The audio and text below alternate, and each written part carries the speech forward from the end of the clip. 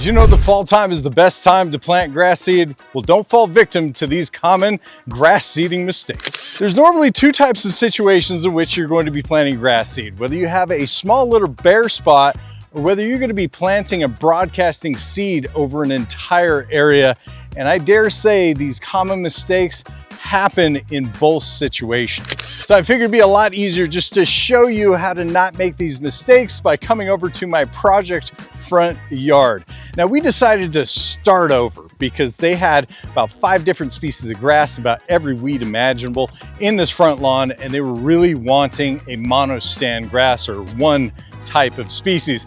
And in that type of situation, in a cool season grass selection, we really can't kill one out to save the other, and it's much easier just to start over. Now, whether you're in a complete redo situation or if you just got spots that you're gonna be patch seeding, mistake number one is pretty common, and that is not prepping the area appropriately.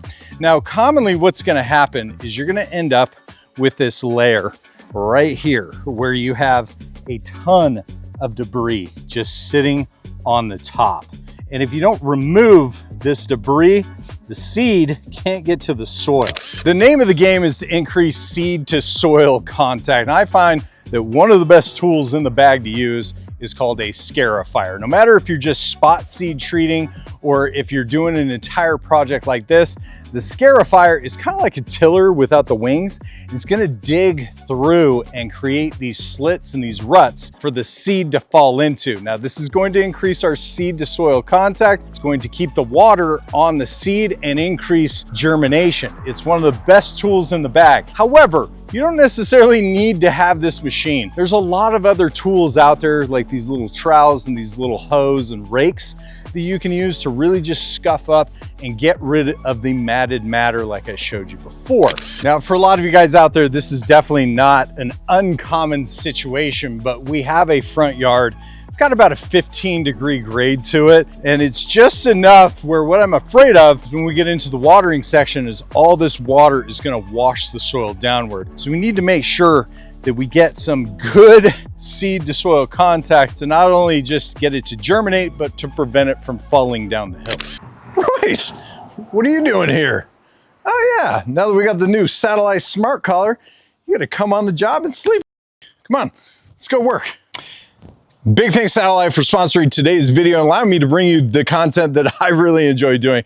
They sent me their smart collar to test it out. It's been great. It's not just a collar, it's basically a GPS virtual fence and a fitness tracker all in one. It uses SATELLAI GPS to build a virtual fence around whatever yard that I'm working in. So no wires, no digging, no Wi-Fi needed, which means that Royce gets to come work with me a lot more. I can draw the boundaries right in the app anytime I move to a new property. It sends instant alerts if Royce decides to wander off and sleep under a tree.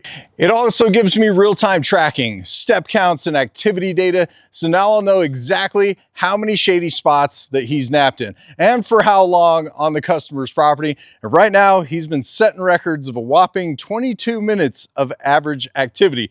The app even learns his behavior with AI-powered insights. So over time, it can flag anything unusual, like when he's not begging for food or actually exercising. It's got built-in training tools as well. Sound and vibration cues that gently guide him, and an optional indoor beacon so it can make no-go zones inside the house and keep him out of the refrigerator. The collar's IP68 waterproof, lasts almost a week on a single charge, and can handle mud, sprinklers, or whatever he decides to roll in next. So while I'm out here fixing my seeding mistakes, he can roam safely and I can actually focus. And if you want to check it out, the link's down in the description below. Use code Ginja100 for $100 off. Now, considering how long ago we started on this project and kind of got put off here and there due to various reasons, normally you're not going to see this much dirt exposed. You don't have to take away everything and expose the dirt quite like we did. But the biggest issue, right, again, just getting that nice seed to soil contact. And here you can really see what I'm talking about those channels. That's what we're looking to do, is just get those grooves in the cut. Now, I would say one critical mistake that I see a lot of people making is putting down a different species of grass seed. And that causes more of a frustration because a lot of different grass types not only have different colors, but they also have different thickness and densities as well. So it tends to stick out like a sore thumb. And the reason why I brought you on this grass is because we had some red creeping fescue just right in the middle. And oddly enough, it was choking out the bluegrass. But then we ended up having some Johnson grass kind of creeping in here as well, and some spot areas of fescue. So when we were mowing it, it was all just different types of heights at all times. We had a couple different colors. So now they're gonna have one nice even patch. Now, as far as grass selection goes on this lawn, I got a little bit creative because I want the grass to come in fast, but I also want it to be friendly enough for a lot of traffic. So in the end, I want to have bluegrass in here. So I'm going to end up planting Barenbrug's Turf Blue Pro. But bluegrass has a problem, and it is a slow germinating species. So what that means is as the grass starts to bud out and take root, with bluegrass, that can take anywhere between 10 days on up to 3 weeks, which means for it to thicken up, it's going to be somewhere between 90 and 120 days, which here in the fall time, we just don't have that much time because kids want to be out on the lawn to play. So in the meantime, I picked up another bag of Turf Star with Yellow Jacket. Now this is a ryegrass. Now my whole goal here is to get the ryegrass, which is a fast germinating species. We'll start seeing grass buds here in about 5 days, and we'll see grass throughout the entire cut within about 15 days. And within about 30 days, you can actually cut it and really just start getting on the lawn. But my hope is the bluegrass will eventually come in and take over and push back. Now, here's the nice thing about it. They both play together very, very well. The ryegrass is extremely soft. The bluegrass is a little bit more dense, but their growing habits and meshing together, they have similar colors. And even if the bluegrass doesn't push the ryegrass out, it's gonna look really nice in the end. The next mistake that you wanna avoid is putting too little or too much seed on the lawn, which everybody's favorite question is, okay, well, how many pounds per 1,000 square feet? And it's kind of a loaded question because it all depends on how big the seed is or how small the seed is. And it really comes down to wanting small little spaces between each seed as it goes down. If you crowd the seed, the roots kind of bundle together and it chokes itself out. If you don't have enough seed down, you can always put more down later, but we also don't want to be so sparse that we're losing time, especially here in the fall time. My favorite thing to do is to use a drop spreader where the seed's just gonna drop all the way down. Then I'm gonna use my handheld spreader and just kind of fill in the gaps along the edges where the drop spreader isn't getting to. Now, if you look here, you can see that we have small little spaces between each seed, and then I'm gonna have a few spots like these where we've got too much seed crowding, so I'm just gonna kind of use my hand and thin the area out. Now, for a lot of you guys wondering, I'm gonna choose to not mix the seeds together this time, just because the bluegrass is just so fine, and I don't want to undermix. The bluegrass is non-mineral coated, and I really just want to get the bluegrass down as thick as I possibly can, and I'm gonna put the ryegrass on top of it. Doesn't mean that that's the way it has to be, it's just the way that I'm doing it this time. Another incredibly simple option is to use the handheld spreader. It's really easy, and it tends to drop the seed exactly where you want it. And right now, I know that I get about 1.5 pounds of seed per scoop. And so it makes it really, really simple, and it drops it really even.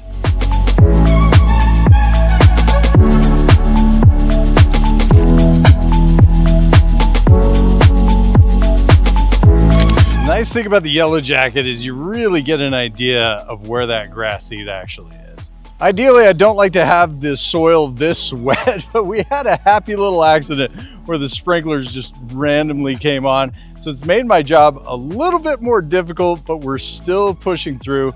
Got really good results, pretty happy with this. Now, as far as seed quantity goes, I went with about 10 pounds. Wanted to make sure we got good coverage with the Kentucky bluegrass, and we got good coverage with the ryegrass. We have about 1,000 square feet here, so I'm right within the desired rates. So the next common mistake that I see is leaving the seed exposed. Now, there's a couple of reasons why we don't do this. One big reason is the birds will come in here and chew your entire investment. More importantly, we want to increase seed to soil contact. We want a happy little blanket to sandwich the seed, so that way we get the most out of our germination. Now, there's a couple of different ways that you can do this. You can use topsoil and put less than 1/4 of an inch on the top. Now, I find it's a little bit easier to use sphagnum peat moss with a compost spreader. Now, over 1,000 square feet, I find that I have to use about 4 cubic yards. And so I've got my 2 bags here, got my compost spreader, ready to slay that lawn. There's a couple of reasons why I love using these compost spreaders. Number one, just ease of use. But number two, it really puts a thin layer of peat. And I find that if you overdo the peat, it kind of ruins the grass seed. I don't know if it's an acidity issue, but you definitely don't want to overdo this. Now, one of the best comments that I read was using a medium to small size river rock inside the compost spreader, and it really helps just kind of mix the peat moss and keep the chunks at bay.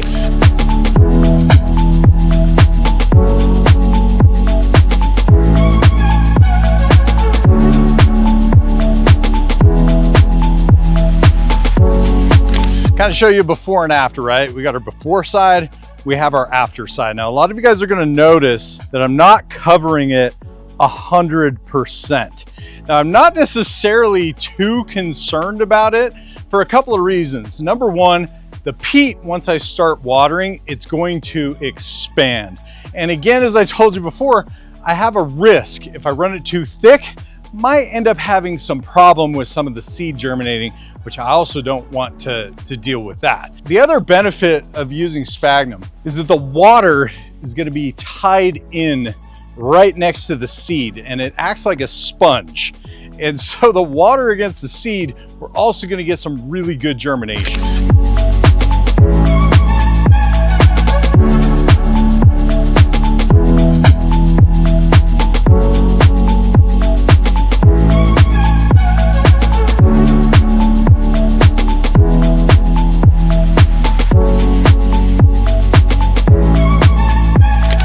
Look at that. Looks absolutely fantastic. Couldn't be happier with the results. You can see we've got 95% coverage with the peat moss. Everything's gonna pop really well. So let's dive into another subject, starter fertilizers, right? There's a couple of different ways that you can look at this. If you wanna use a starter fertilizer, my recommendation is to use it 5 to 7 days before you do your seeding project. That way, the nitrogen, potassium, the phosphorus starts working its way down into the soil well before you put the seed down. Now, there's another topic that we can hit too, which is using a pre-emergent called tenacity. Now, you have to be careful. Most pre-emergents are not selective. So what is a pre-emergent? Well, it disrupts seed germination. However, a selective pre-emergent like tenacity is going to leave the grass seed alone, let that germinate, but it's going to disrupt the weed seed germination, which is fantastic. Now, I know there's a lot of controversial thoughts on this. A lot of people have had bad results. A lot of people like myself swear by it. I've had really good results every single time that I use it. So there's a couple of reasons why I think it fails. Number one, not spraying it according to the label. Number two, not getting it watered in properly. But number three, the weed seeds have already germinated. And if the weed seeds have already germinated, they're still gonna pop up to say hello no matter what you do. And your weeds are divided between annuals, biennials, and perennials. So if you've got annuals, biennials, you can stop the weed seed germination. However, a lot of these weeds, if they're biennials, they already germinated even last season. They have yet to pop up. They're gonna pop up, say hello, no matter what you do. Here we are at the end of the journey on this lawn project, which leads us into our final common mistake, which is improper watering. Now, I find that when seed doesn't germinate, it fits into 2 common categories. Number one is overwatering. Overwatering can choke the seed out, cause it to kind of float and move around before it takes root, or it simply just washes it away. And number two is underwatering. that causes the seed to start to germinate, then it dries out and it dies, equally as damaging. Now, the first step is to ensure the area you're watering has even sprinkler coverage. Now, I'll post a link of a video I made here for how to do a water output cup test, just to verify your sprinkler coverage and teach you how many minutes of watering that you're really going to need for your area. Now, as far as the general rule of thumb goes, most of the advice you'll hear when it comes to seed germination is just to turn your yard into a swamp. Now, my opinion may not be a very popular one, but I've had really good luck using the same amount of weekly minutes I normally do to keep the grass green at that time of the year, or just slightly more. So the name of the game is to always keep the top layers of the soil damp, not super wet, but also never letting it dry out, because if it dries out, the germination is also disrupted. Now, my region, super hot, also dry, not humid, and evaporation is commonly high. So I water small amounts every 2 hours, 10 a.m. to 6 p.m.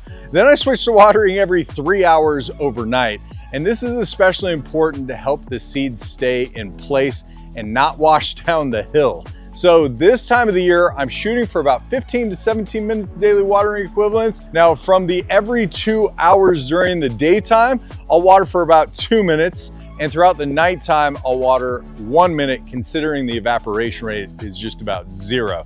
So for most species of grass, you'll need to do this for about 2 weeks before tapering off. But the lower amounts of water at a time just means I'm not gonna get that washout. I love a good before and after, and here we are 3 short weeks later, and the grass is looking absolutely fantastic. It's nice, it's soft, it's clean.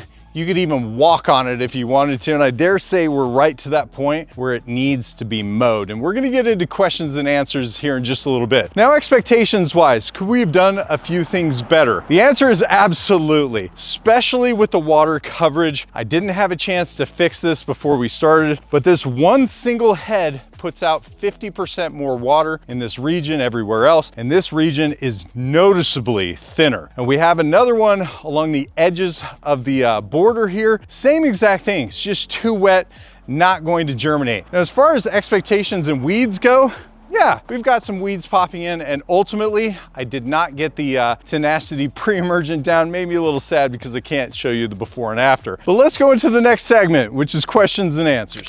So let's spend a minute and go over the questions and answers for after the grass is germinated. The most popular question I get is, when can you start mowing? So as general rule of thumb is, we don't want the grass lying over. So I personally start mowing as the grass gets to be about 2 inches, but I also don't let the grass get past 3 inches in length. The major issue with mowing, in my opinion, isn't because it's bad for the grass. I feel like it has more to do with the laying the grass over, matting it down, because it can start fungling out at that point. And you can also destroy the new grass by digging ruts in the dirt if the ground is really wet. Which leads us into our next question. When can I start backing off the water? Now, I personally start backing off the water as soon as I get to the end of the seed germination period for the type of the grass that I plant, which is commonly around 2 weeks, but I do it slowly. Now, as I mentioned before, I'm not necessarily using more water than I commonly would during that time of the year, but what I'm going to be doing is backing off how many times I'm watering per day.